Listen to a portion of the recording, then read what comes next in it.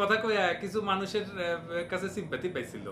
আরটা আছে যমুনা টিভি, এখন অনেককেই দেখতেছি খুব প্রশংসা করিচ্ছেন। ওর একটা নিউজ দেখা, প্রশংসা করিচ্ছেন করেন, নিউজ দেখেন 2020 সালের নভেম্বরে, তখন আমি কলে ইউটিউবিং করি না, শুনেন আগে। দেশেই শুধু নয়, বিদেশের মাটিতে বসেও দেদারসে উস্কানি আর দেশ বিরোধী অপপ্রচার চালাচ্ছে একটি মহল। আর এক্ষেত্রে তাদের অন্যতম হাতিয়ার বিভিন্ন সামাজিক যোগাযোগ মাধ্যম। এইটা আমাদের একটি চিন্তার বিষয়ে দাঁড়ায়। এর পরিপ্রেক্ষিতে আমাদের একটি টিম কাজ শুরু করে।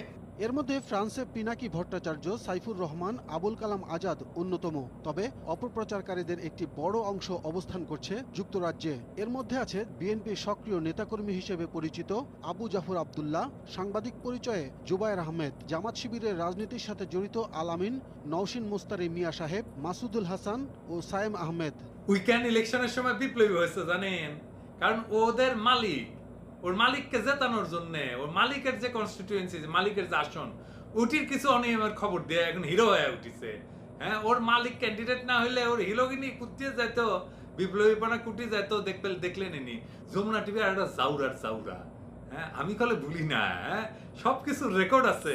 এইটা সাহেব ওটা একটা সিল দিয়া দেন, জাউরার জাউরা।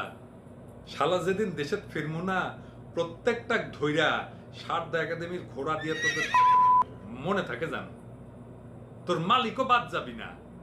আমার ক্ষুদ্র ভ্রাতা আর ভগিনীরা এবার কমেন্ট বক্সে লিখবেন এ পর্যন্ত কয়জন জাউরার জাউরা উপাধি পাইছে। হ্যাঁ, আবার দেখে সোনাগাজীর হাজী রহমতুল্লাহ, ওর সোনা লাল করে দিচ্ছে, কি কয় শুনেন। 5,000 বহিরাগত সন্ত্রাসী ঢুকেছে, প্রত্যেকটি কেন্দ্রে 30 জন 40 জন করে সন্ত্রাসীরা এসে ভোট ডাকাতি করেছে। সকল এজেন্টকে মারি ধরে বাইর করে দিয়েছে।